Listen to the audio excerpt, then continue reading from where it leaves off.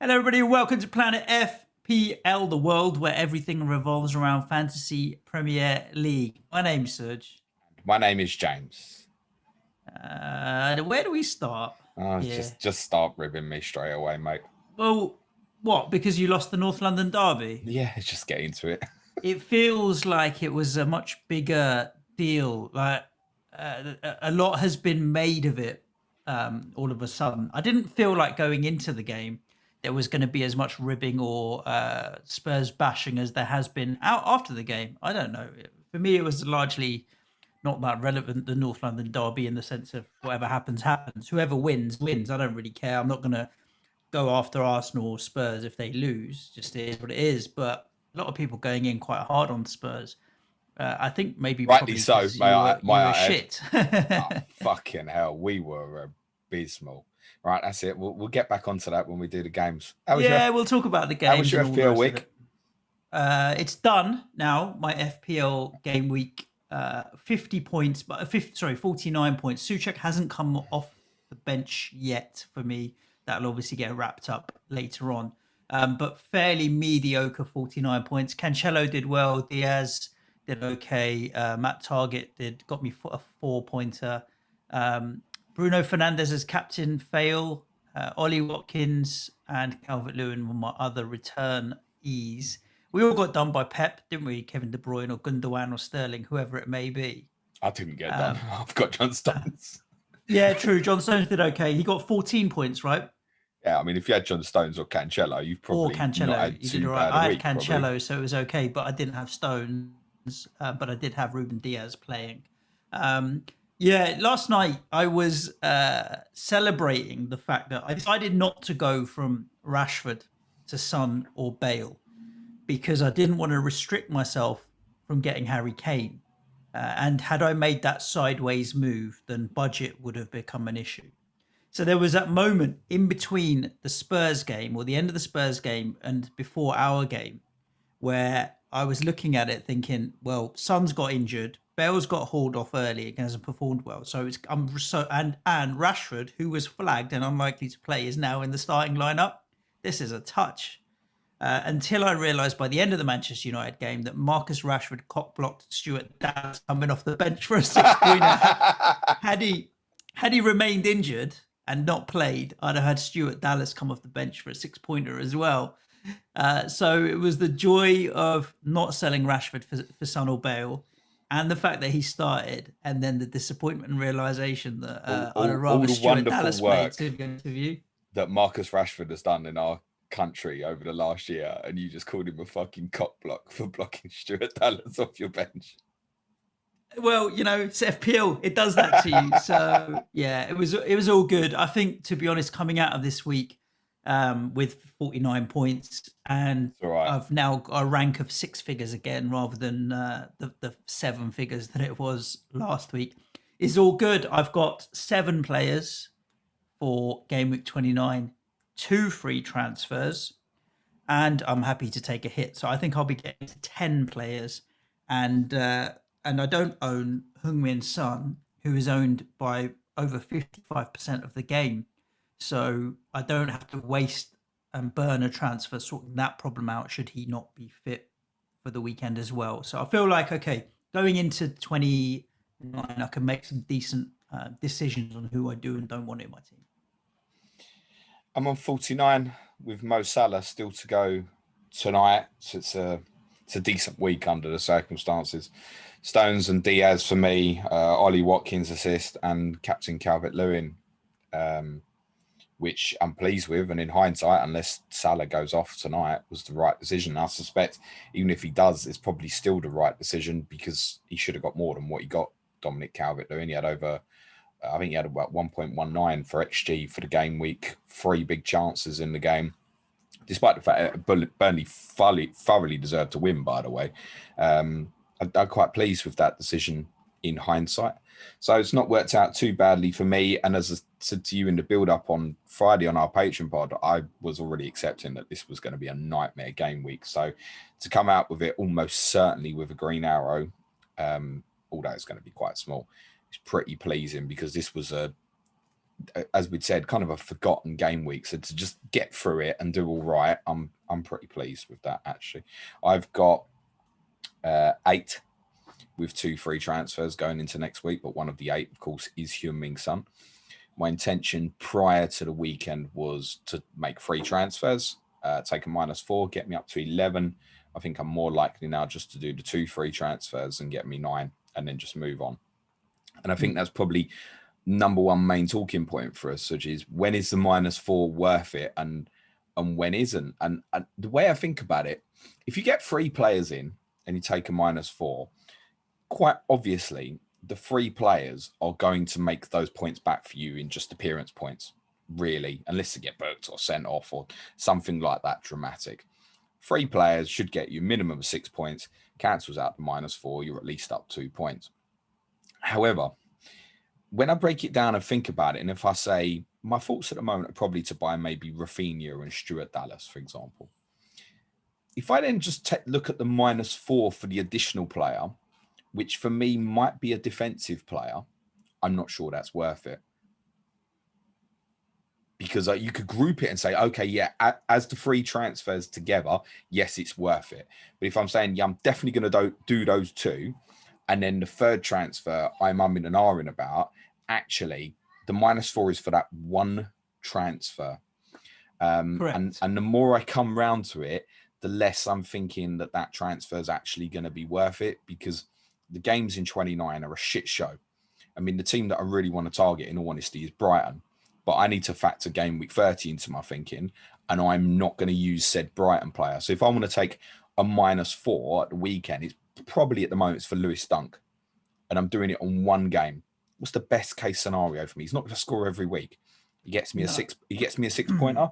I'm up 2 points. Is it worth it? And I begin to think it's not. When the downside is much more likely, the chances of Brighton keeping a clean sheet are less than them conceding a goal. So I personally don't think it is. I've never been a big fan of taking too many hits, but it comes down to so many different factors, playing style and so on. I think if you're going to keep a player and you're happy to measure it over a 3 or 4 or 5 game week period, it's slightly different. Oh, and if you're fixing problems and restructuring your team, but we're not doing that. We're in a situation where the majority of people that are not using the free hit next week will be wildcarding in either game week 30 or 31, should they have that, and clearing out whatever they end up with. So you're not even able to measure it. And the likelihood is when you wildcard, you're not going to keep Lewis Dunk. Probably not. No. I mean, the flip of that is, say I want to get a Leeds player for that -4, be it, I don't know, let's just say Luke Ayling, hypothetically, for example. Then I could look at it this week and go, okay, do you know what? It's probably not going to be worth it for this week. But then I have got the Sheffield United fixture in game week 30. So then I am judging it over 2 game weeks, as opposed to, say, if I go to Brighton player, I've got to get the return this week. Does that make sense in terms of the difference? So a little bit like what you're saying, if for those who've already used the second wild card, if you want to take a hit for someone, say Aubameyang is probably the type of player, because of explosiveness, you're happier to take that hit for. And because of Arsenal's running, you're thinking, okay, this is a longer term product of what I want to do, then it's far more reasonable. But a lot of us are looking at this short term, and I'm not convinced under my circumstances that the -4 is going to be worth it. And I think I'd just end up swinging with 9 players, I think. Interesting. I was just looking at the total number of transfers that we've made. I've made 30 this season so far. You've made 34. So you've made 4 extra. The likelihood is I've probably taken 3 hits all season. So you've taken 7 or 8 so far. No, I've taken 3 hits in 1 game week, definitely. I was very aggressive in the first 12 game weeks or so this season. Yeah, I've got to give a shout out to my cousin as well, who is the worst FPL manager, who does incredibly well. He ended up this week with Stones, Cancelo, they're all on wildcard. Stones, Cancelo, and Iheanacho, 67 points. He's got an overall rank of 12k, and every time he suggests a transfer to me, I say, nah, you don't know what you're doing. I think I'm going to just start copying his team, to be honest with you. I think this is what I've decided. I saw someone else on Twitter outsource the management of their team now because they were doing badly. I might do the same, James. How many players has this guy got for game week 29? Do you know? Free hit. Oh, okay, right. Well, that's interesting. Strategy's free hit, So So, wild carded in 28 to free hit in 29. That's an yeah, interesting strategy. it Well, I is. mean, at This least is it, right? 12,000 in the world. Who are we to argue with we're that kind of strategy? And the let's interesting get thing him is on. here, he's used 24 transfers. So he's used considerably fewer than you or me, which probably means not taking any hits necessarily. It's a funny old game, James, is how it works. But yeah, hits wise, if you're wildcarding out of this team in the next 2 or 3 weeks, and I agree with you, I don't think it's worth it necessarily to get maybe defenders in. It's going to be a funny game week. This 4 games or whatever that we have now. So Yeah, just want to send some love out to some people, especially the 31,000 people who have already reacted to Kelechi Iheanacho's hat-trick and brought him in for this game week when they don't play. And then they have Manchester City in game week 30. I fucking love it. The 23,000 people who have bought Dominic Calvert-Lewin. Love that. 28,000 people bought Mason Mount. I love people. This is why I'm telling you, so many robots out there. They're programmed to go, oh, he's done well, bought him. I'm convinced of it, mate. Yeah. Madness, absolute madness. We need to talk about some of these games. We'll try and do it as quickly as we possibly can so that we can get to some Twitter questions. There's one that's descended into a massive thread. I don't know if you've picked up on this. Is this the snail? The snail. All right, yeah, I have. Do you know what? I don't normally read the questions, but I thought considering Tottenham got their pants pulled down yesterday, I better have a cheeky look first to make sure I've covered myself. And yes, I have seen this snail question, and yes, you are going to ask it in about an hour. Yes, hopefully less. Hopefully we don't have to talk about the games for as long as that. But let's see. We start on Friday night. Newcastle 1, Aston Villa 1. I feel almost it's what could have been for people with Villa assets, especially defensively, the Martinez and Target. There was me counting a 10-pointer for Target and descended into just 4 points. But the clean sheet was in the bag. Maximum bonus points were in the bag, and he didn't quite get it. He did still get 2 bonus points. He was on 12 points target after originally getting the assist when Watkins was credited and that the was goal. taken away. So, I mean, he still ended up with a 2 bonus. So the 4-point return's actually not too bad at all. Yeah, there was plenty Twice that happened. Even Fernandez yesterday, same thing happened to him when he originally got the assist with McTominay getting the goal.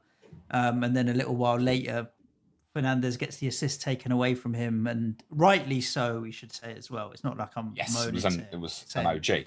I should have got it. But yeah, it's just one of them things, it happens. So yeah, there was lots in the community. It was quite amusing Friday night because the thing was most of us were in the same boat. Most of us have got some sort of Villa defensive, be it Martinez, Concert, Target, or both. I mean, I think the effective ownership of Villa defense going into the game was actually over 100%. So wasn't doing too much for your rank, except like the Target owners would have had the big bonus if you'd got the assist as well.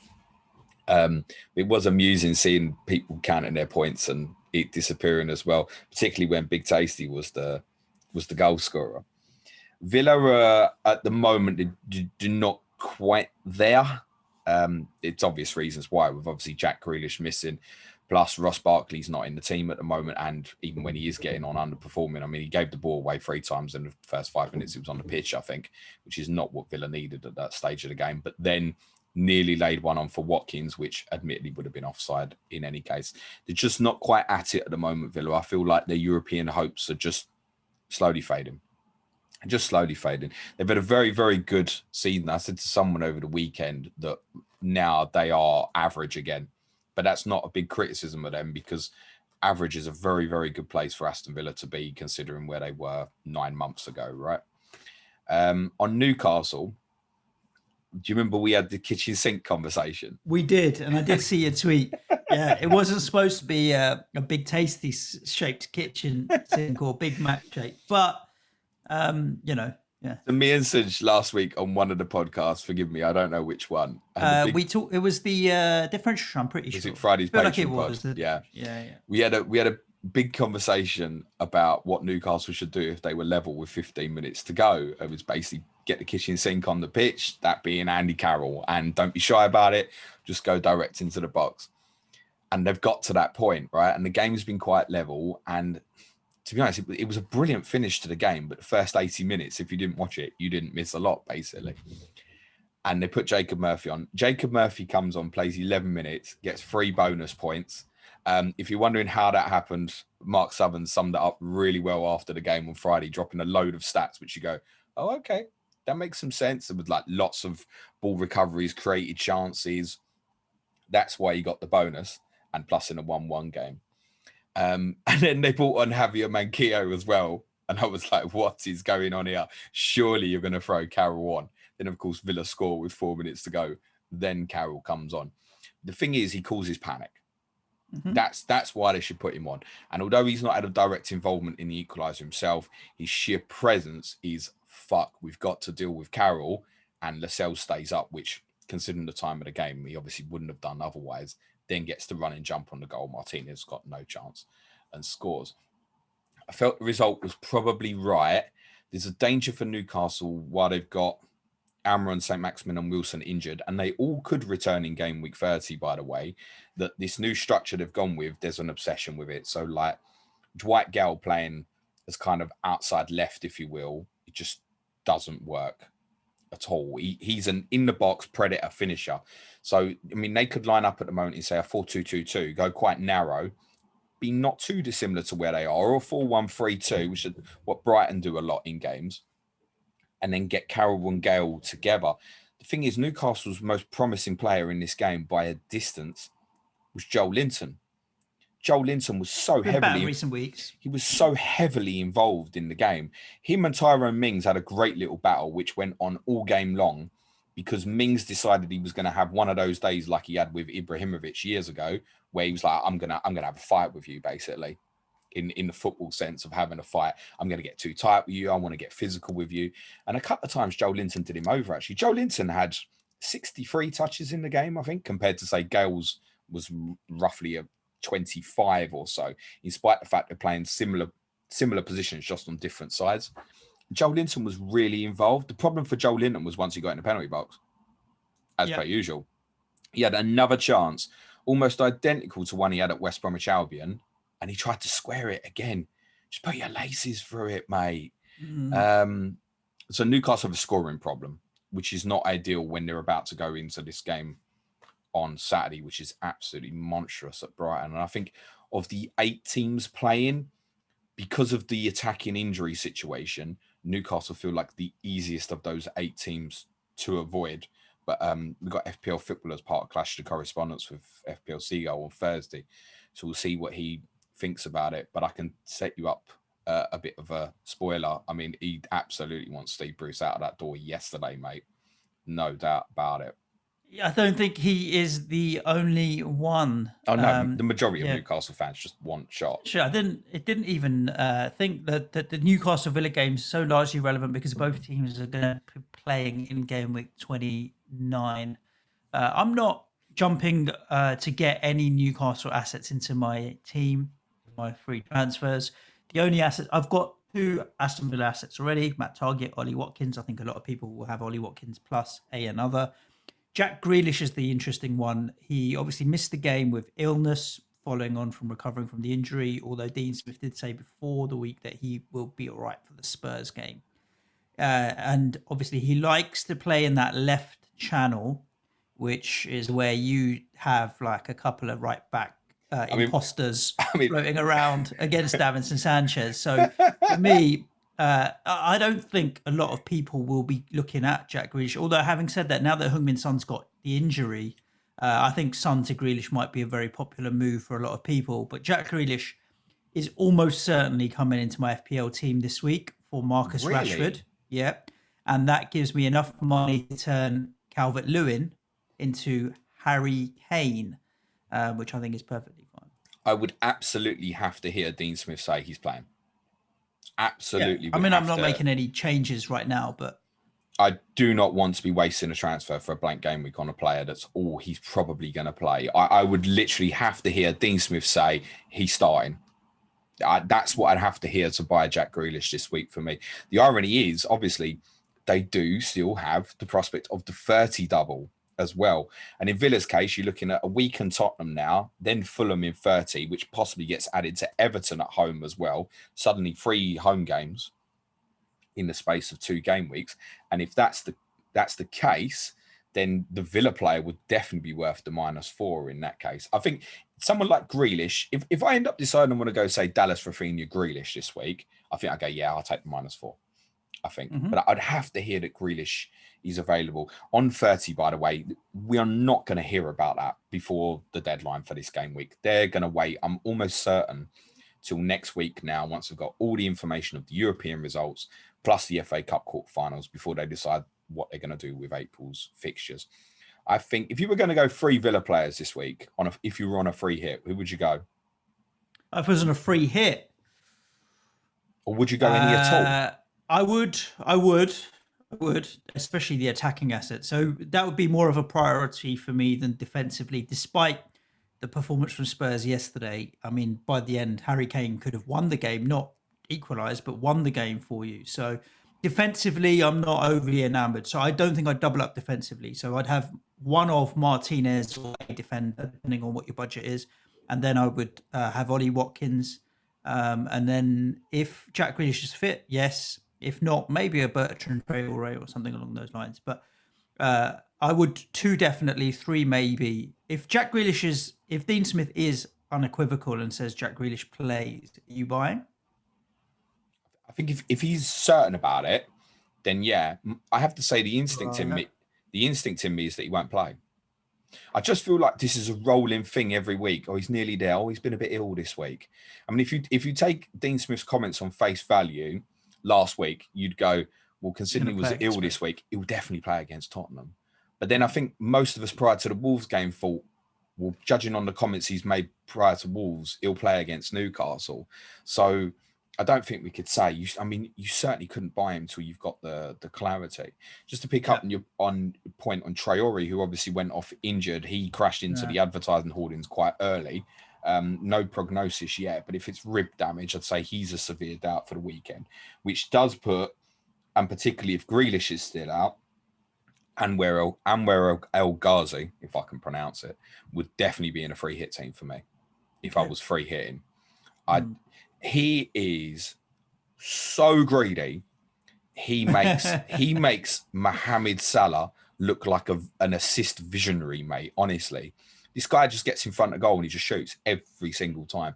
I don't think he's good for his teammates, but that's good for FPL. He's not shy to pull the trigger. And if Grealish is out and he ends up playing on that left side, assuming Traore's out, which means Trezeguet right, El Ghazi left, guess what? Is he potentially playing up against Matt fucking Doherty? Oh yeah, El Ghazi in that free hit all day long. And if I got clarity that Traore was out for a while and Grealish wasn't going to be back for a while, I'd probably buy him myself. But I don't think it's worth it for myself, considering I need to factor game week 30 into my thinking as well. But on a free hit, I would get El Ghazi if the pieces fall into place. I would say it'd be a brilliant punt for this game week.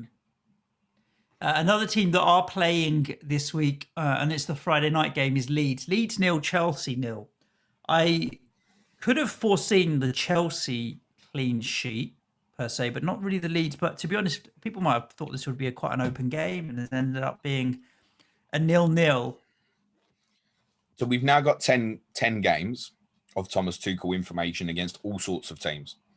Leeds is the ultimate no one's like them. We've seen them play United, Liverpool. We've seen them play weak teams. We've got a little bit of everything. 2 goals conceded is astonishingly good. Extraordinary. Really good. What about 11 scored? Oh, well, you answered the question. 11 scored in those 10 games. It's not a lot. And no, it's not. It's not, to be honest, let's put it bluntly, it's not good. And I think there's a number of reasons behind that. One is the fact that they've become extremely well structured defensively. Like, nobody has played like that against Leeds all season. I haven't looked at the statistics, but I think Chelsea had 63% of the ball. I'm pretty sure only Leicester, maybe a few weeks ago, are the only other team who's actually had more of the ball against Leeds than Leeds. Maybe Man City in game week 4. I think it was very close. Nobody's done that to Leeds, particularly on that pitch, which is difficult to play on as well. So impressive the way that they largely controlled the game. However, going forward, they have a lot of very, very, very good players but not a lot of very, very good goal scorers at the moment. So Werner, I happen to be looking at some stats during Tuchel's reign. Werner, I think over the period of the 10 games, I think he's second for XG in the league. He's scored once, right? And that's why prior to the game, I'd said on my deadline stream, I had him second or third on my captaincy matrix for the weekend. I thought he was an amazing captaincy punt going against Leeds because the statistic, what I'd seen on the eye test, it's just that he wasn't finishing the chances.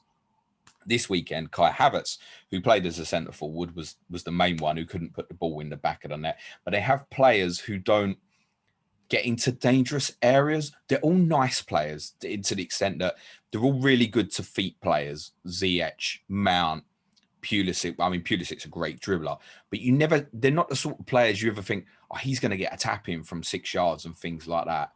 It is a lot of great individual moments, such as Mount's goal at Liverpool, for example. So going forward, it's missing at the moment. And they've got so many players that can play in those areas. I mean, if you consider we're now talking about Havertz as potentially a centre forward, we've got 4 players potentially who can play through the middle. Werner, Giroud, Abraham when he's back fit. I'm not keen, and the reason they're still in mind is, for those of us who are looking to wildcard in game week 31, they've got West Brom at home in game week 30. That is the best 1 week punt of the season, based for those of us looking to wildcard in 31. The problem is, where do you go? Now, this isn't something we need to think about till after the international break. And something might become clear, like a couple of injuries in forward positions, for example. But otherwise, unfortunately, I think if I was to buy one, it'd have to be defensive. Well, I messaged you before the game. Tuchel trying to do his best Pep and Pep did fucking come back later on in the day and show us what rotation's really about. But that's the problem with this with Chelsea. Has to be for me. It has to be Mount plus 1 defensive is the only thing I would look at.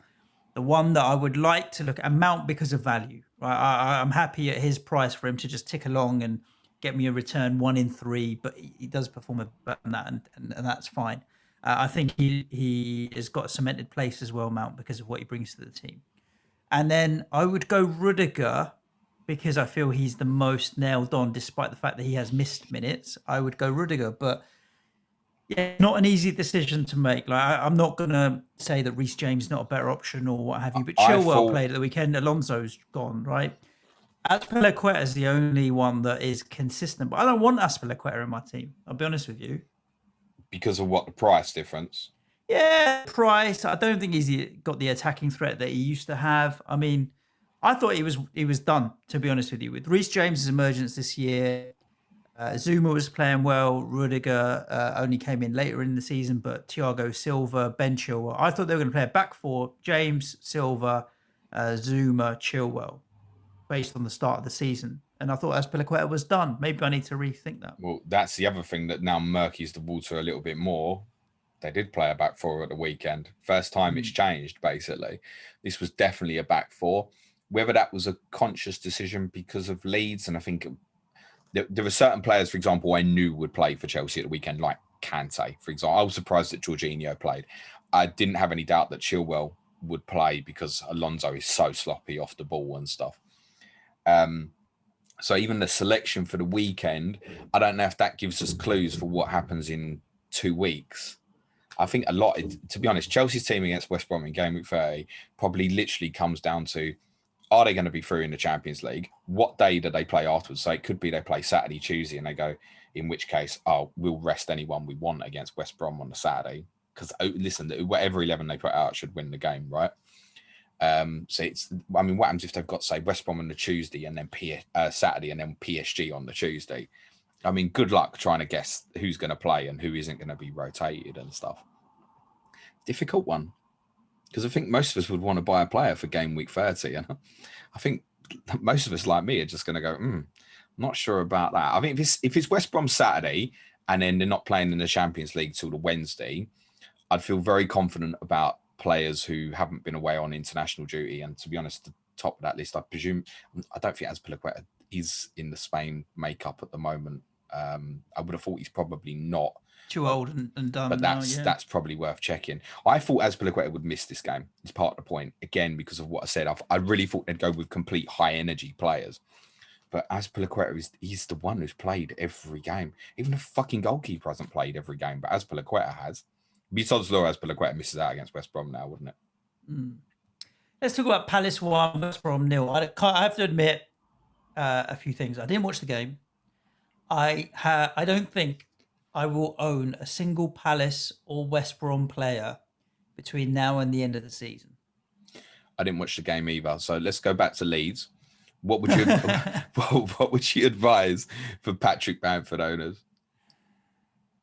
Sell him. Go on. I dare you. I think I dare you. I think he'll play. We haven't got any confirmation yet, but the suggestion going around seems to have been dead leg. If it's dead leg, he's got every chance of playing against Fulham on Friday night. If you were to free hit into 3 Leeds players, is it just simply Dallas, Rafinha, Bamford? I'm pretty sure that's what FPL tactician would say. It's the 3 I own, so I don't really have much choice in the matter. If you want to be different, Jack Harrison, he's got a goal threat in him. If you want to be different, but I don't know why you would bother. I think it's so obvious. Rafinha, Bamford, and Dallas playing further forward sometimes. Yeah, I mean, they're the 3 I own. So I think, yes, I can't answer that question in any other way, James. I'm probably not going to go for Bamford myself because I'm very conscious of this game week 30 possibility for Calvert-Lewin. And also, even if it doesn't happen, they've still got Crystal Palace at home in game week 30. It's still a good fixture. So I kind of want to prioritise my idea for Leeds somewhere else. I think Dallas and Rafinha as the 2 game weeks together are almost certainties as the 2 to come in for me. If I wanted a third, ideally the one I would have wanted is Liam Cooper of 4.3 million, who didn't play at the weekend because of illness. And I don't think I can now. And the reason I like him is he's been a big threat recently from set pieces. And I think not so much the Fulham game, but the Sheffield United game, that could be great. But he's obviously missed the game at the weekend through illness. I don't know if Marcelo Bielsa was trying to say Cooper was out when he told us all that Struijk was out, because Struijk obviously played. And with Robin Kopp back fit as well, I'm not sure that's worth the gamble. So I think centre-half wise, it'd probably have to be Llorente, who so far this season has been proven to be made of straw, so he could get injured at any time. Therefore, by default, it'd probably have to be Luke Ayling, who I think is still without an attacking return, remarkably, all season. And that's the other thing that's kind of lent me into this idea, I think, of just maybe just the 2 Leeds players for me, and just cover it off and know that, everyone else has probably got Dallas, Rafinha. I'm going to do the same. For me, without the free hit, it's about limiting damage this week rather than trying to beat everybody. Yeah. Should we do West Brom 0? Well, Crystal Palace 1, West Brom 0. West Brom are down. I didn't watch the game. I'm not going to lie. You know me, I watch every game. Even though I had Johnson, I didn't watch this. I went to sleep for a couple of hours. Palace weren't threatened after they got in front. Penalty was the correct decision, no doubt about it. Handball. The reason Palace aren't in danger, have got more points than Leeds, is unbelievable. They're safe now. They're on 37 points. The reason Palace are safe is because of what they've done against the bottom 5 teams over the course of the season. Because I think their last 5 meetings with the teams in the bottom 5, they've got 13 points from possible 15. Imagine you take them 13 points off. Right in the shit. That's why Palace are out of it, in my opinion. Not because they're so much better than Brighton's and Fulham's and Southampton's and Burnley's, for example. It's because when it's mattered, they've done really well in the results against the bottom 5. And actually that spreads to their first meetings with a lot of teams. I think they've got, I want to say 20 points from those games so far this season against the bottom 5. That's more than half their total has come against the bottom 5 teams. Guess what that means when they play everybody else? Shit. Crystal Palace only have one of those fixtures left, which is Sheffield United away in game week 35. I think they're a team that can be targeted during this spell. So that's why, again, for example, I don't want to move like Dominic Calvert-Lewin to a Bamford for this week. Go back to Chelsea. They play West Brom. If you've already used that second wild card, it's Palace afterwards. Chelsea have a great run, right? West Brom, Palace, Brighton. To be honest, I'd literally just look at them 2 anyway, West Brom and Palace, and go, that's brilliant. I mean, these two teams is about as good as you could have at the moment, bar Sheffield United, which we'll talk about in a little bit. West Brom are not getting battered by anyone at the moment, generally speaking, but they are now completely finished. There is no doubt at all that they will get relegated. No interest in their talent. Johnston is absolutely fine to keep as a backup keeper or use in fixtures like this when they play teams like Palace. To be honest with you, looking at West Brom's fixtures, the easiest fixture they've got left on paper is Southampton. Grim. They're done. Yeah, difficult. Everton 1, Burnley 2. There was a point also on last week's pod when we were doing the predictions on the Patreon pod. You predicted an Everton win, and I thought a 0-0 for this game, mainly because we talked about Burnley reverting to type, as in hunkering down, settling in, defensively being very solid. What we actually got was an attacking Burnley. They were brilliant to watch. I'm not joking. This is not reverting to type at all. This was a good performance. You could make a strong case that in terms of actual enjoyment that they brought to the football match, they were possibly the best team over this game week so far with one game to go. Really, really good. Thoroughly deserved victory. What made me captain Calvert-Lewin was the things that I'd seen recently in the Tottenham away game, the Arsenal home game, and the West Bromwich Albion home game, where teams were getting at them and hurting them in between the lines of the midfield four and the defensive four, and actually running at and getting at Burnley. Balls over the top, causing them problems as well, because they've been pressing more and they've been getting in teams' faces more. The work that they've been doing paid off in this game. And then when they got the ball into high areas, they played some really nice football. They should have got more than the 2 goals that they got. McNeil's goal is an absolute weldy.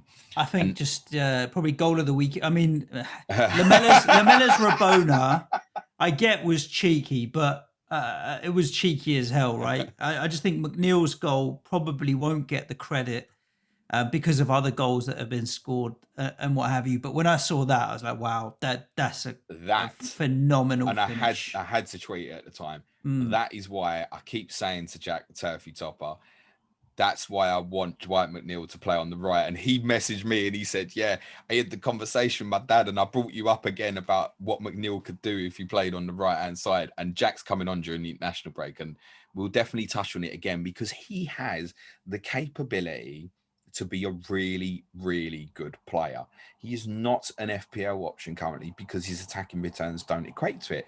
But get him in, he's so left-footed that he can't possibly get attacking returns playing on the left-hand side other than he crosses it for someone. Great, you pick up an assist now and again. Put him in that area, you can see he's got dynamite in that left foot, actually. And I think eventually that's where he'll end up playing. Convinced of it. Eventually he'll become a player who plays on the right-hand side of teams. But really good. I tell you who I really like at the moment as well, who's dirt cheap. No one seems to be given a mention. But it's one I think, particularly for those who are looking to come into the wild card, is Vidra, who's 4.8 million forward. Now, he's a little bit frustrating in front of goal, but I think the way Burnley are playing at the moment has a lot to do with him being in the team because he's got the legs to stretch people. Like Chris Wood's not going to go and do that sort of work for you. And Barnes and Rodriguez don't really do it either. No, Rodriguez can.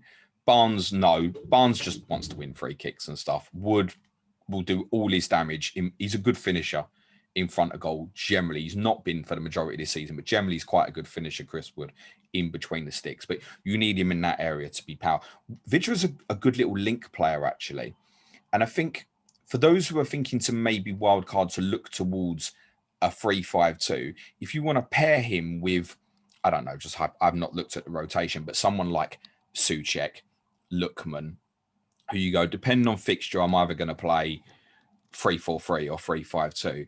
I generally don't think Vidra is a bad shout, and you'll be wildcarding straight into Newcastle at home in game week 31 as well. The rest of the fixtures afterwards, to be honest, you probably would end up benching him in a lot of games. But I think 4.8, he's possibly interesting for a third forward. If it comes to it and you go, yeah, shit, I do want 3 or 4 of the premiums for the run-in, for example. I think he could be an interesting one, Vidra. The flip is, in spite of everything they're doing good going forward, He's given them some problems defensively. So I, like you, a little bit thought, oh, I wonder if my biggest concern, Captain Calvert-Lewin, was will they revert to type because suddenly Fulham have got close to them, but they've pulled away again because what they've been trying to do lately has actually worked. Defensively, they're a bit more open actually than what they have been. As I said, Calvert-Lewin had 3 big chances in the game, should have scored. Everton didn't make the use of that space between midfield and defence that other teams have. And that's partly because the player that played in their diamond system isn't good enough in Alex Iwobi. He's just not good enough. He does a job for the team. He works hard. He's not a good enough footballer. Had they had James in that area, possibly even Sigurdsson, it might have been a different game for them. Ironically, as soon as they switched to 4-4-2, they scored. And then they had a good spell before halftime and then on the other side of halftime. But Burnley was still the better side. Doucouré's season might be over. He's out for between 6 to 10 weeks, unconfirmed yet. That is a huge blow because he's all their energy in that midfield. They've just got Alan back. Doucouré's now out. My opinion is on Everton that this is probably going to fizzle out a little bit for them. But I still wouldn't sell their assets this week. I think they're a good one to hold on to because of the prospect of what 30 looks like for those looking to wildcard in 31. It could be a double game week for them. Let's talk about the last game on Saturday before we get into the Sunday games. Fulham 0, Manchester City 3. Very, very, very, very, very rarely do I get a prediction right. So called it. You did actually. To be fair, on our Patreon pod on Friday, Suj predicted 3-0 to Man City, and I said, "Did you watch Fulham at Liverpool?" And he said, "Yeah," because he predicted Liverpool to beat Fulham 3-0 as well. So I didn't know if there was a personal agenda going on, mate. No, I just think. I mean, in reality, comparing Man City and Liverpool is 2 different things at the moment. City, you just trust. Having said that, 3-0 doesn't really justify the game. I think in the first half, Fulham were decent and played well. Gave City a very good game. Ultimately, went into the break even, but then City just have a way of winning these games, and eventually they'll knock on the door enough that they'll score. I thought actually that when I saw the lineups with the fact that obviously Sterling, Gundo, KDB had all been dropped, I still didn't think that. I mean, look at Jesus, Aguero, and Bernardo and so on. They're all still very mobile. I really did think from a movement point of view and energy, they had a front 5 or 6 that were still going to cause Fulham problems. And Aguero and Jesus can finish at the best of times easily. So, ironically, this might sound odd and it might sound like a hindsight comment, but I don't care.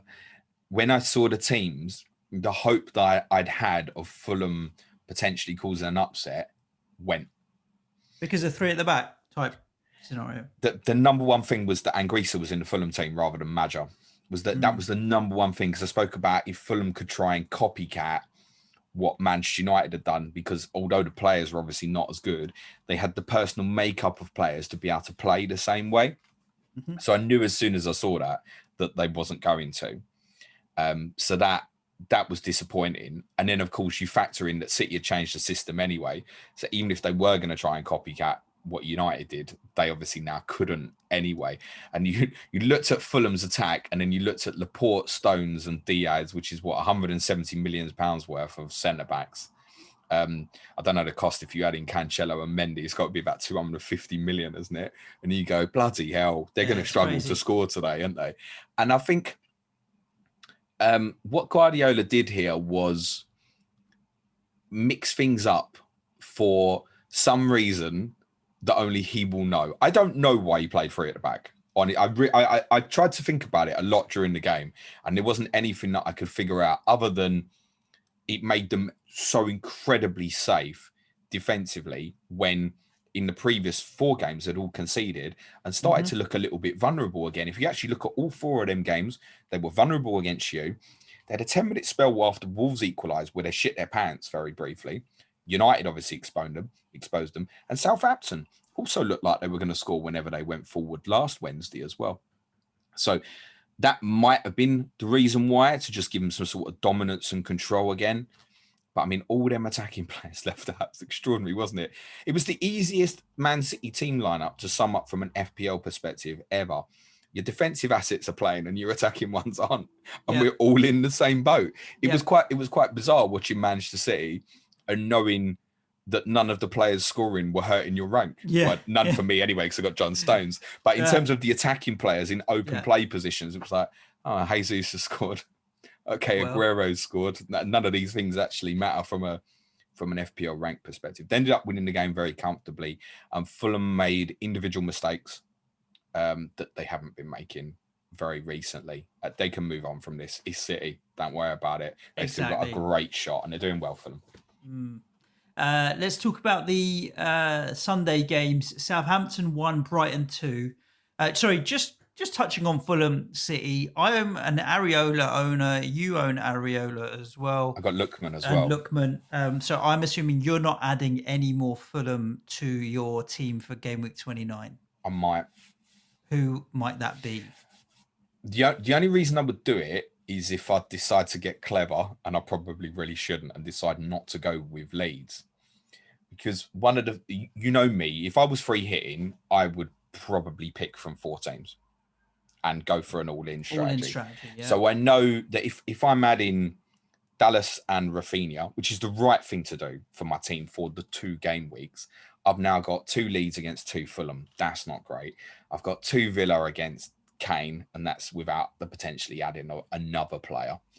So the only one I've got in the all-in strategy is West Ham. I've got 2 West Ham players against Arsenal, and at the moment I own nothing from Brighton, Newcastle. So one idea I do have, and I don't see me going down this route, is going, do you know what? Sorry, I'll go a 3rd Fulham player, and then I'll go a Brighton player or so, and then feel like I'm on more of an all-in strategy. Then I've got 3 Fulham versus Leeds, 2 West Ham versus Arsenal, or Brighton versus Newcastle, and a mix and match in Villa versus Tottenham.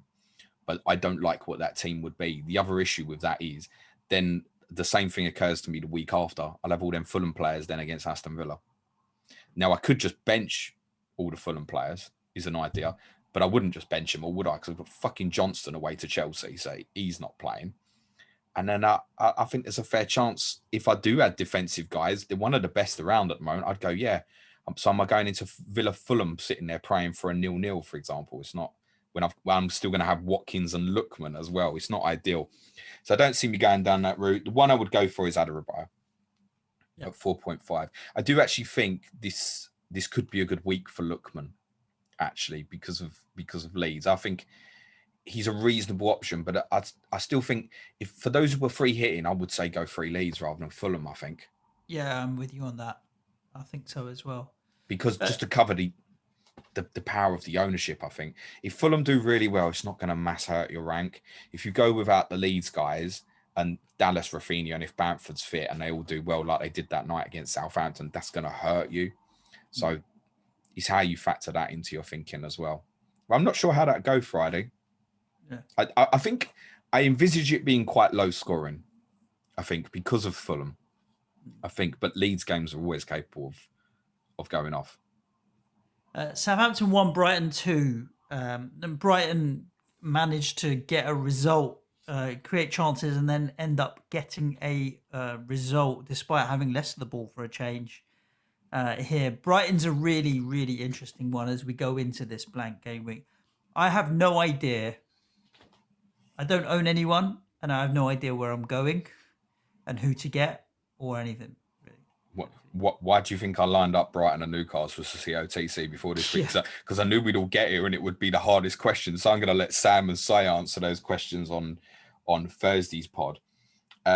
Brighton started with a back 4, as they have done in the majority of games recently. Now, Dan Burn went off at half-time with a tight hamstring. Doesn't mean that he's unavailable for the game against Newcastle, but I suspect there's a possibility that he may not even play anyway. And he's been a player that I've maintained I'm concerned about. He's got a risk. So what they did, they changed to a 3 at the back and were very offensive with their wing backs. So Pascal Gross played right wing back in the second half, which is not ideal for him, but he diligently did the job. And at left wing back, they played Andy Zakiri, who is in FPL as a 5 million forward. Now, I can't profess to have seen enough of Zakiri to tell you if he's someone who can play left wing back or not, but he worked his socks off defensively in those 45 minutes and also potentially looked a threat when he got to the top end of the pitch as well. I'm not saying he's not one I'd go for on the free hit. But the outcome of that is what Brighton, I feel with 3 at the back, they're better defensively. I think it massively suits Lewis Dunk to have the protection of a player on either side of him. He sweeps up, mops up, he can control it, lead, head the thing, all the things that Lewis Dunk's good at and playing out from the back in fairness as well, he can do when he's got a player on each side of him. And they were better offensively because they had 2 wide players who obviously their number one fault is attacking instincts. And it meant they could get Trossard into pockets behind the front two. And that's where obviously he got the goal, which was beautifully created by Lallana and Welbeck. I think Trossard is a really, really interesting 1 week punt at 5.7 million. I think he's probably the standout one. I feel he's the player that will frustrate the fuck out of you, but it doesn't mean you can't go there. I think he's probably the one if you want an attacking one. Welbeck at 5.5. No one's going to have price issues this week unless you're really trying to force in Aubameyang, Kane, Son. Even then, I mean, they're your free Bale, rather than Son, assuming he's out. Even if they're your free premiums, you can afford just about anybody else. There's no one else expensive enough to worry about. So you can pick whatever team you want if you're free hitting. I'm not sure that Maupay would be in it. Welbeck, sorry. I'd go Welbeck over Maupay. I think Maupay's on a bad run. He's on a bad run. I'd go Welbeck 5.5, but I think I'd go Trossard over that at 5.7. But I'd prefer the defensive guys. And a note on Joel Veltman, who obviously has been really good at right back. When they switched, he went to left-sided centre-back. So in terms of open play situations, that just completely shunts him from an attacking perspective. So I think if you're going for one defensive, again, in most people's cases, price is not going to be an issue this week. Don't overthink it. It's just Lewis Dunk. He's the powerful one from set pieces. Veltman's open play prospects is eliminated if he plays left-sided centre-back. Otherwise, I could have made a strong case for him this week. It's a good price, good prospect, and he's still a decent one to get. I think if you're thinking longer term and you want to go Veltman over Dunk, 4.3 versus the 4.9, I can completely understand that, particularly when you'll want to bench the asset the following week as they've got Manchester United away. And that's the other problem for people like me looking at Brighton this weekend going, ideally, I would go, Dunk, Veltman, Trossard, or Dunk, Trossard, Welbeck. Some combination. I'd definitely go for free on a free hit, I think. I'm with you. But it's the problem of afterwards for those who are not. Yeah, agreed.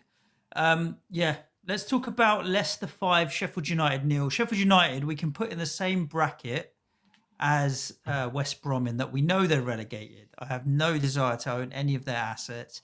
And that new temporary manager bounce obviously wasn't there. I reckon that the squad would have been probably in quite a bit of shock, actually, to be honest with you, based on what I think that's been admitted on Friday as well. Yeah, it was weird on a Friday afternoon, like you mentioned. And Leicester just did their job at the end of the day. They needed to win 5-0.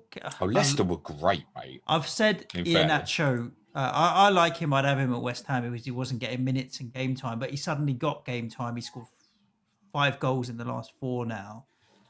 Do you think Leicester will stay with 2 up top? Do you think now is the time for Iheanacho to come in? And I'll add a big star here as well. Leicester, like you mentioned, ain't playing. Leicester don't play this week, and then they've got Man City the week after, and then they've got West Ham the week after that, which defensively, as we'll talk about West Ham later, weren't great yesterday, but defensively was still obtuse, stubborn. So I don't see myself diving into Leicester assets right now, but come game week 31 and 32, sure, I'm going to want a couple because then they've got a very good run. But Leicester, solid.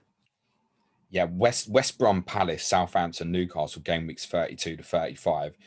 You couldn't dream it much better than that, actually. So I think for those wildcard in 31, you'd accept the West Ham game and then look what's coming afterwards and go, yeah, that's really good. So Leicester definitely going to be part of people's wildcard thinking. I think whether they stay with the 2 up front is purely dependent in my opinion, on Harvey Barnes' fitness, because I think the two up front really only works for them when they're either playing a diamond, which they could do at the moment, and they might do it against Manchester City, but I don't see them doing it against the weaker teams.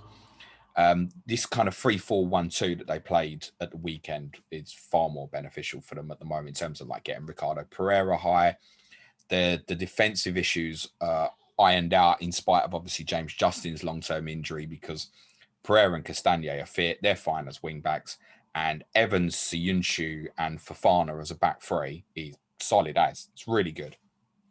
So see them staying with this at the moment, and it's also aided by a Ayoze Perez return, which I think was really important for what happened to the front two in this game.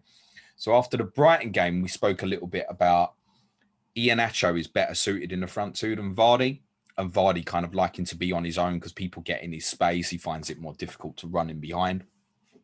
But with Perez playing high, almost like a third forward who's happy to drop short, happy to run in behind, he actually meant, ironically, in spite of how much good link play Vardy and Iheanacho had, if you think about the two Vardy assists for Iheanacho, they're actually quite a distance away from each other.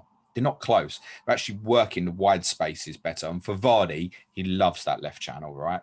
So having Perez kind of fill in the space in the middle of that is ideal for him. So I think Perez being fit really helps the other two. I don't like Perez as a 6 million FPL asset, but I think he's someone who might do quite well over the next 5 or 6 game weeks or so. Iheanacho is one to revisit for me come game week 31 if Harvey Barnes looks like he's not going to return anytime soon. That's the impact of it, in my opinion. He's kind of backed into a position where he can't drop him at the moment, Rogers, which is interesting. No, that's the problem, isn't it? Because he keeps performing. I agree with you on that. And that's what makes me think as well. There's a possibility that they might, when they play City in 30, they might narrow that up and go with a diamond maybe. And it could even be that they put something like Ricardo Pereira into midfield with Ndidi and Tielemans and tighten it up that way. Problem is they haven't got the cover at full back then, unless they went Castagne right back, Thomas left back, but then it means dropping one of the three centre halves, which I can't see at the moment. So they probably do stay in this 3-4-1-2 going forward. It probably doesn't suit them for the Manchester City game, because I think City will find space against them. I need to figure out post wildcard, because most of my thoughts around what I'm going to do with my team are post wildcard. My formation, because if I decide that I want to favour a 3-5-2 or a 4-4-2 more predominantly, then that third striker spot will end up being Vidra or Brewster, and I'll just punt it at 4.3, 4.8, whatever it is. 5.6 for Iheanacho makes me lean towards a 4-4-3-3 or that kind of formation. 3 up top, basically. And I don't know if I want to spend that much money on a third striker if I'm not going to be playing them week in, week out. And if I play a 3-5-2, I don't think money's going to be an issue, because one of those two strikers that's going to play is a Watkins or a Bamford or an Antonio. They're cheap at 6 and a bit million. So I'll have to have a real think about whether I want 2 cheap forwards and sacrifice a midfield asset to play Iheanacho. I could see me, and it's a couple of weeks away, I could see me wildcarding in 31 with Vardy and Iheanacho. That would be interesting. That would be a really good differential strategy to go down the route of. Right. Let's talk about what everybody's tuned into the podcast for. And apologies for making you wait an hour. I'm just getting myself comfy. Getting comfy on YouTube. Sit back, relax.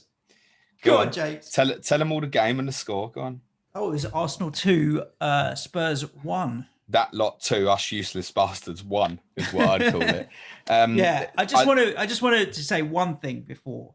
I think it was it Thomas Partey? Or no, it was Gabriel that tweeted after the game. London is ... London's blue.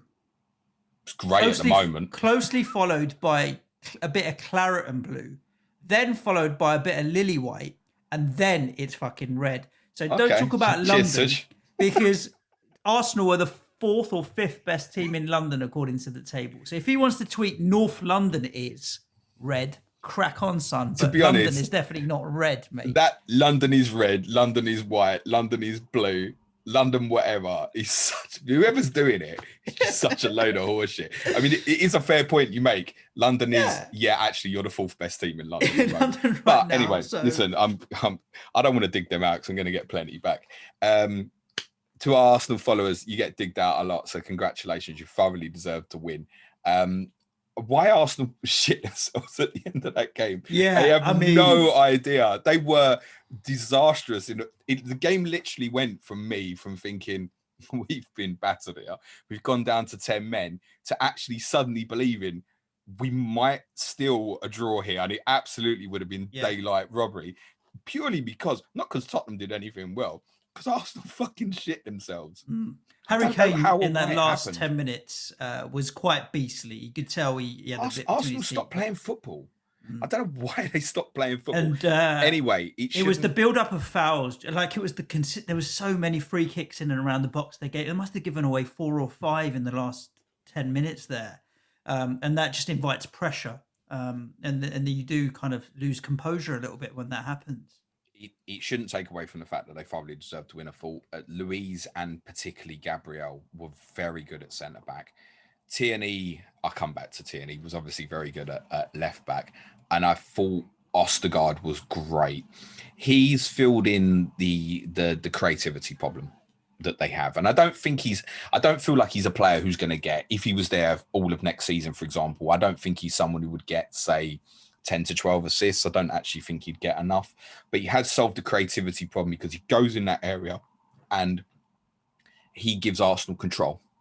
He's a player who always looks like he's got time, and it's always a good sign of a really good player. He always feels like he's got time and space on the ball. He's got a good awareness of what he's doing. Lovely left foot. He obviously arrived in the box and scored the equalising goal. You're going to say time and space. He fucking had plenty of space in the box when he put that goal away. And in terms of the weekend, where Arsenal obviously play at West Ham, at 5.9 million, interesting. See, that's an interesting debate. Where would you go if you were free hitting and you wanted to compare, say, Odegaard versus Trossard? Where would you go? Trossard. Is that because Odegaard's playing you, or because you believe it's that, right? Okay, 100%. Fair enough. Yeah. Defensively, Odegaard's not going to have the space because we have 2 holding midfielders in Rice and Suchek that cover the ground there. So I don't think he'll have as much space. Whereas obviously Brighton have got the better fixture against Newcastle. But if you were buying for one for the longer term, you'd probably go Odegaard. Long term Odegaard, 100% Odegaard for long term. Yes, because we've talked about Arsenal's run-in between now and the end of the season for sure. But you'd still go Saka if he's fit at 5.3 as well. It's worth exactly. saying. That's the other thing I was going to say as well. Saka's the actual option that I'm looking at here. So, well, we don't know if that's an injury. It's again tight hamstring, precautionary. The thing is with tight hamstrings at the moment, because the amount of games and stuff, do you want to take the risk on that sort of thing? I think if you've got him, you own him, you stick with it on a free hit. Unless he plays Thursday night in Europe, you just skip that, I think, don't you? Or unless Arteta says, "Yep, he's definitely okay," you just skip it. I'm in a funny boat, James. Some listeners might be in a similar boat. I don't own any Spurs assets. I don't own any Arsenal assets. So I've got to decide where I'm going to pick my players for this week. Arsenal, I think, have got a difficult game away at us. And you guys, I think Villa are going to give you a tough game as well at the weekend. So, yeah, it's a funny one. I mean, Kane versus Lacazette, Saka versus maybe Bale. Villa Tottenham depends, in my opinion, purely on Grealish. If Grealish is fit, they'll beat us. If Grealish isn't fit, I'd still fancy us probably to go there and win. But probably not. You're not going to smash them 3s and 4s. No. But Jose Mourinho team, mate. Come on.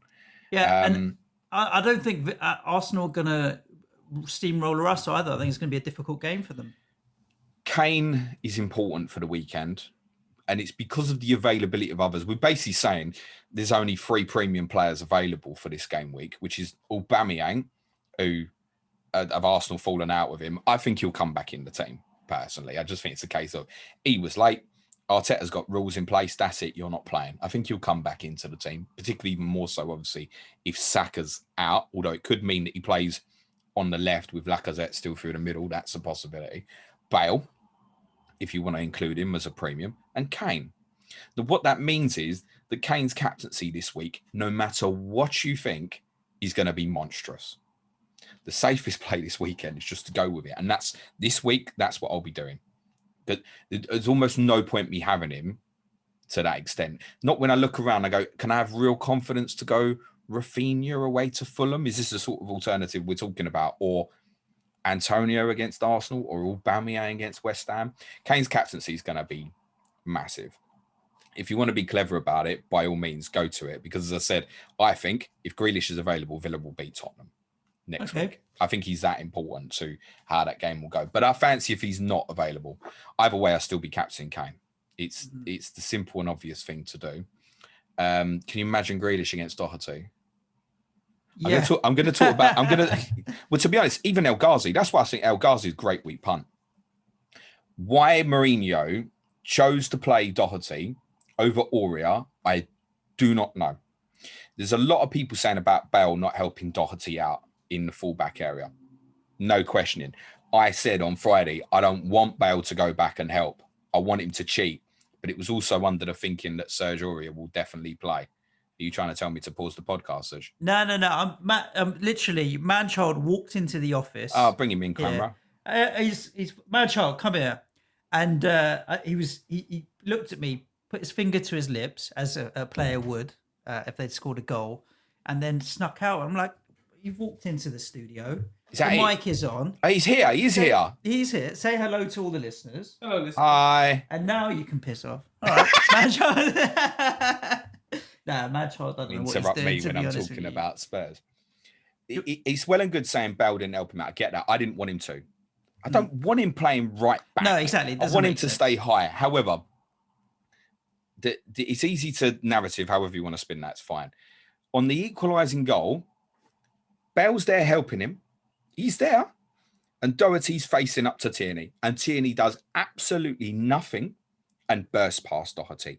The man cannot turn. Can you give me some sort of explanation or pun or something? He turns like a... What does he turn like? You need to find expressions from Oozin. Oh, he turns like an articulated lorry. Yeah, there you go. 16-point turn. He failed his driving test for that, mate. The thing is, right, you've got Bale playing ahead of you, and you're playing right back. And I the Wolves fans, he's a right wing back, James. I don't care. He's played right-sided centre-back for Wolves. He understands the position. Do not get done in between you and your centre half. Don't get done when you're facing someone up on the outside. Basic defending, he is incapable of. I cannot believe. Do you know what? Aurier, in Tottenham head's mind, has become a really good right back. Not because he's improved, but just because Doherty is so bad. I genuinely, I'm at the stage of him. I do not want to see him in a Tottenham shirt again. Disastrous. That said, there's plenty of others I can fucking pick on as well, right? Save them all for Tottenham tomorrow, because that's going to be your opportunity to I'll save it. I'll tell you on that podcast tomorrow why Granit Xhaka is a better footballer than Pierre-Emile Højbjerg. People are going to sign up and give us their money just for that. I would rather have Xhaka in my team than Højbjerg. I don't know what it says about... pissed off with the narrative about Højbjerg. Everybody's sucking Højbjerg's dick. Every fucking commentator. The man is getting done every time he presses the ball, and it's causing the back four problems. Fucking protect them. Okay. So bad. I might even go into this game week, James, with one out of the two teams, Spurs and Arsenal. I might only have one asset, and that might be Harry Kane. Yeah, I think both have got difficult games this weekend. On Bale, I was pleased when he went off in terms of the game, because that left side with Tierney was becoming such a problem. And that's why I said many times last week, I can't even guarantee you that Bale will start, because I knew that side of the pitch was going to be a massive problem. I did think Aurier would play, but I was pleased when he went off. There was a 5-minute spell where Bale went centrally and he got on the ball. And then he changed it back again. It was like he was hanging him out there to fucking dry. Anyway, if you want to get Bale for the weekend, you should be fine, but definitely wait until after the game on Thursday. With Son's injury, I think we can assume that Son's going to be out. I wouldn't sell him yet if you're working through, because you could be walking back into Newcastle in game week 30. And if it's just a tight hamstring, it could be that 2 weeks rest will do the job and he'll be okay. So I would keep that in the back of your mind. My intention at the moment would probably be not to sell, because I would want him in game week 30 for that Newcastle game, unless there's clarity, look, he's out for 4 to 6 weeks or whatever. And we probably will find out before deadline. If you want to buy Bale, wait till after Thursday. He's obviously got the explosive potential. It's still going to be an ongoing problem with him. He's not going to play 90 minutes in a game like that where he's going to play against someone intensity-wise, which, for example, is going to be Matt Target. And if Jack Grealish does play, that's probably disaster for Bale. If you want a 1 week punt for a Tottenham player, the player to go to is Lucas Moura, who is 6.6 million. Bad price, bad FPL prospect. But if you want one for a 1 week punt, he is the only Tottenham player who came out of that game yesterday with any credit. It genuinely played really well, Lucas Moura. Yeah, last couple of games, he's been decent, Lucas Moura, just because you can rely on him for work rate more than anything else. He works his nuts off. And he, to be honest, in those final 10 minutes, it was him that was carrying the fight, getting on the ball and literally just going, fuck it, we've got nothing here, I'm going to run with it. And it just caused a little bit of drama in the game. He'll almost definitely play in that 10 position again. Obviously, Lamella's going to be suspended as well. Son presumably is out. It could be that he plays left and Dele Alli plays at 10. I don't think Mourinho will want to play Ali and Bale together in a league game. To be honest, if Ali and Bale play together, I don't fancy us to win the game. No. Right, let's wrap up with the last game last night, James, and then we can do a few Twitter questions. I really thought we might get through the games quicker this week. Never seems to happen. Manchester United 1, West Ham 0. For the neutrals that watched it, I almost feel like I should partly apologise, because my team was one of the teams involved in possibly one of the dullest games of football I've seen for a while, especially the first half. It was not good. But to be honest, I have to approach it from a West Ham point of view as a fan first. I knew it wasn't going to be from the lineup. As soon as the team kind of came out, there was nothing in between our defensive block and the attackers. It literally was a 5-3-2, where the three are three defensively minded midfielders: Noble, Suchek, Rice. And Bowen and Antonio were so isolated up top that every time the ball got up there, did nothing with it because we couldn't keep it, got harried out of it, and United won the ball back. United didn't create masses. They did all right. They weren't the worst. I mean, Mason Greenwood was lively.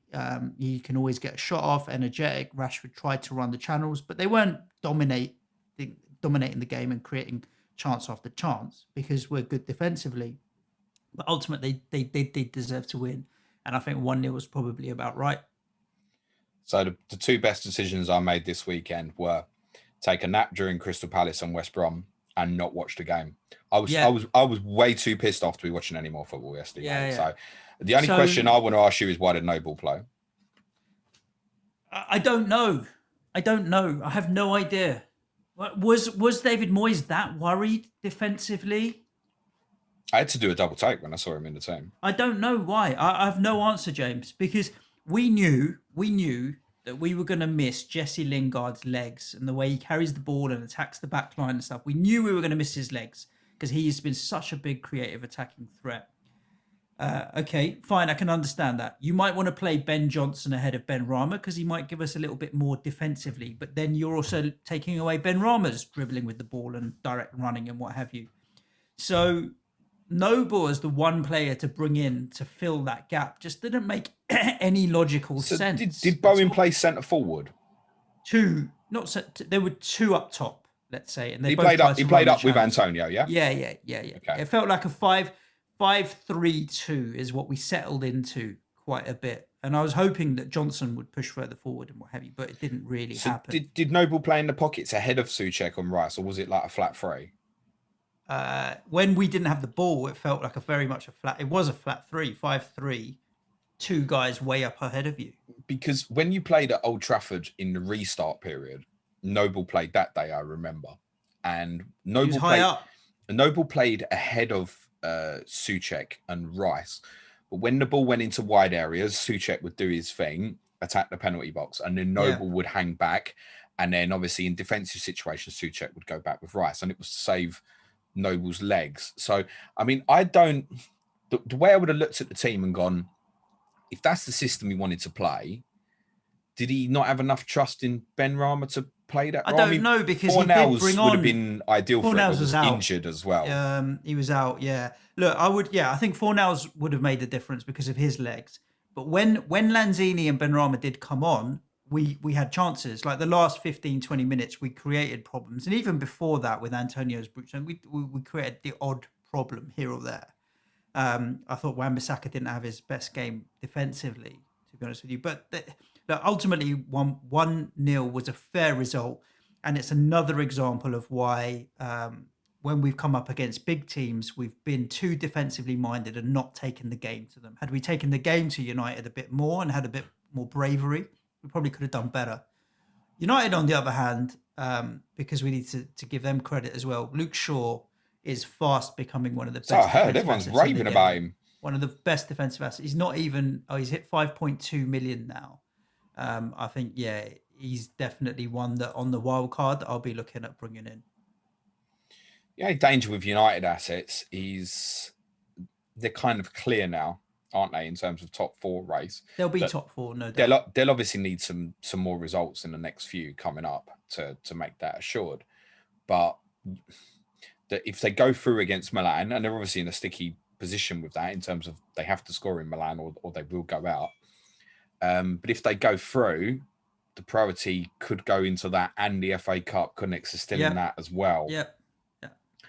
So it depends. Ironically, in terms of there's one team that might well affect your thinking for future game weeks, who are not playing in the Premier League till game week 30, is probably Manchester United, because there's a lot to learn this week with those AC Milan and Leicester ties, where they could win both. They could quite conceivably lose both as well. So I think United, we can revisit next week and see what we think about them then. Exactly. Because they've got Brighton in 13, and Bruno's going to then be the standout captaincy for that again. Burnley at home in game week 32. He's probably going to be the standout captaincy for that as well. Probably looking at other people's fixtures, I would think so. So Bruno in 2 out of the next 4 probably stands out as the best captaincy option again. So there's caution to those who are selling, but it's also for people like me who have sold. If you want to go back in game week 30 for a short term, like, we can. Yeah, of course. This is not the end of the world. But I think he'll be the most popular captaincy selection in game week 30. There'll be a lot of movement towards a Werner or someone like that, or a Havertz. It will be all the rage, but Bruno will be the most. Him and Kane will be the most popular in game week 30. Yep. Touch wood if Harry's fit. And just to wrap up game week 29 from a West Ham point of view, obviously defensively, Creswell, if you can afford it, is the standout because of the set pieces and what have you. And if you can't, then Craig Dawson is a perfectly good option. Again, he was a menace at set pieces, and he's proving to be quite a threat at them. So Creswell, if you can afford it. Dawson, if you can't. Midfield, again, Jesse Lingard, if you can afford it. Souček, if you can't. Antonio's fine. Done. A word for Johnson, 3.9. You know people are going to ask. This happens all the time. Every time he plays. Is Johnson nailed? No. Okay, thanks. That was perfectly defensive strategy against Manchester United. So you think back 4 against Arsenal? Yeah. Back 4 with Benrahma, Lingard, Bowen behind, or 4 hours Lingard, Bowen, behind Antonio, depending on. So if you're free hitting and you want 3, Cresswell, Lingard, Antonio, is it? If you can, money no object, Creswell, Lingard, Antonio. Money object, Dawson, Souček. I can't see there being a financial issue for free. Yeah, I mean, we're talking the difference of $1 million here or there. We're not talking a 5 million and 8 million player. Jesse Lingard, though, for me, as a Marcus Rashford replacement instead of Jack Grealish, is a distinct possibility. I've got Soufal and Souček, and that's likely to be my only involvement in that game. To cover kind of the Arsenal assets, and my thinking there is it's the Liverpool game in 30 as well. He's putting me off wanting to go in when I've already got the 2 West Ham. So I think I just suck it up and go, okay, I'm going to back West Ham for this fixture. So I'm probably going to avoid Arsenal, but I'll be all over them for that game week 31 wild card. Sheffield United, Fulham, Everton, Newcastle, West Brom, Chelsea, Crystal Palace, Brighton. That's their running. That's why I won't even rule them out of top 4 yet, because I think they're capable of winning every game left. They won't, because they're fucking Arsenal. But that's why I won't completely rule them out. Because their fixture list, what's left, is incredible. Yeah, it's really good. There we go, James. That's the matches. We've got a few minutes left. Do you want to give everybody a rundown of what we've got for the week in terms of podcasts, as well as the Patreon stuff, patreon.com/PlanetFPL to support the podcast. And I will then pick out 2 or 3 Twitter questions for us to answer. Okay, tomorrow's People's Poll podcast, FPL Blade Tomo will be joining me. We'll be talking about Sheffield United, the Chris Wilder years, what's going to be happening next with them Blades. And we'll do a little bit of FPL in terms of, Jesus, should we be targeting the teams that are playing them? Because that yesterday was catastrophic. Leicester could have got more than 5, make no mistake about it. I mean, Leicester's XG was about 4.7. Wow. Yeah, it was massive. No penalties in there or anything, right? That's open play. That's monstrous. So we'll be talking all that with Tomo tomorrow. Wednesday will be Sky podcast. Thursday's Clash of Correspondence, as I said. FPL Seagull, FPL Footballer, Brighton versus Newcastle. Friday I'll be streaming 9 a.m. UK time with Ask James, and 5:30 p.m. ahead of the deadline. Really wish it was a Saturday deadline this week with only 4 games, but there you go. Never mind. Patreon, we'll have our Q&A today. Tottenham tomorrow. Yeah, I'm going to tell you why Pierre-Emile Højbjerg is still pissing me off, but he's not the only one. I'll talk about Mourinho a bit on that podcast tomorrow, I think, possibly. Wednesday, follow-up podcast. Suj doesn't know this yet. We did a podcast very recently asking our Premier League referees rubbish. Now, unknown to us when we did that podcast, Mike Riley had a meeting with several fan representative groups, and I want to cover over some of the points that Mike Riley's said from that meeting. Some of it makes you understand some refereeing decisions. Some of it's quite laughable. Thursday, we're going to have a quiz, and it is going to be an FPL related quiz this week, focused on the blank game week of game week 29. And Friday, we'll have our differential game week preview on Friday lunchtime-ish. Those additional podcasts are available from intermediate tier. There are daily articles and videos at advanced tier as well. And the basic tier obviously gives you access to our brilliant Slack channel with over 350 members chatting shit about FPL night and day, and plenty of other stuff. But support the podcast if you want to support the content is always the message. Cheers, Suj. So we're going to wrap up with a couple of questions on the old Twitter, and then we are done for this episode. So this is the one that's gone off the rails, James, and it might be the only question we answer. You get £10 million. This is from Amrabatman Joe. But for the rest of your life, there is a super snail that is invincible and kills you by touching you. It follows you, trying to kill you. It can board a plane. What would you do? So when we say super snail, is it just a snail-sized snail? Yeah, it's a snail, and it just is invincible. And it can get on planes. Does that mean it can get on trains? Because I just get the Eurostar. Can it get on trains? It can get on anything. Yeah. But presumably it can't jump. Well, I guess it can crawl, can't it? But it can't go very fast. Isn't the whole point here that you sleep? If you sleep, you die. Oh, shit. Can snails get under like doors and stuff like that? Yeah. Snails can. It depends on their size, James, obviously. I'm not taking the money. I can't be dealing with that. Having to spend my entire life worried about a snail, mate. I can't be dealing with that. I'm not taking the money. I would take the money, and I would hire a hitman to kill the snail. Yeah, I'm not taking it. Arjun, are you wearing headphones? Manchild has just walked in. You get £10 million, but for the rest of your life, there is a super snail that is invincible and kills you by touching you, and it follows you, trying to kill you all the time. It can board a plane or train or boat or anything else. What would you do? Take the money? Snail. Super snail, invincible, kills you by touching you. Is it fast?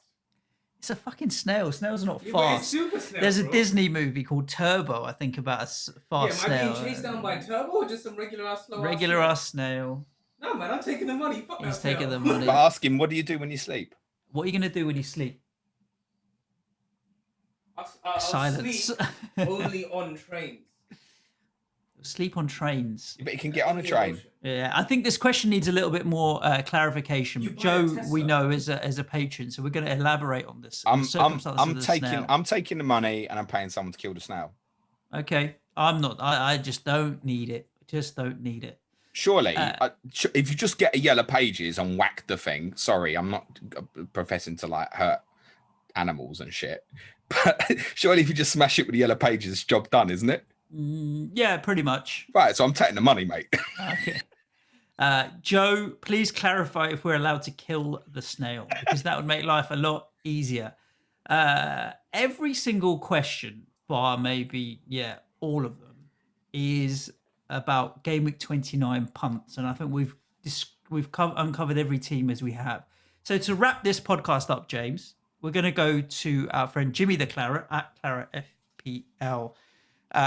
And his simple question is, how would you describe Mourinho in 3 words? And on those 3 words, I'll be saying, stay safe, everybody.